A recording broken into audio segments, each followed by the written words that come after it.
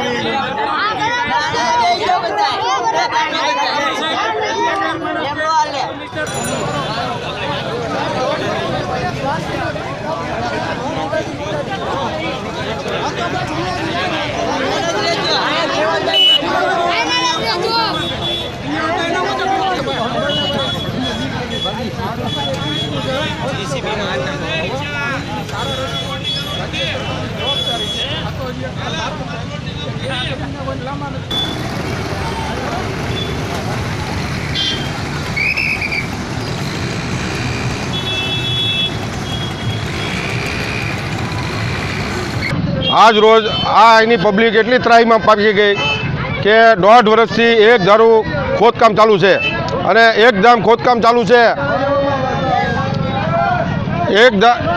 ઘડીક નળની લેન ખોદશે, ઘડીક ડેનેજની ખોદશે, પાછું એની લેનું પાછી ફિટ કરશે।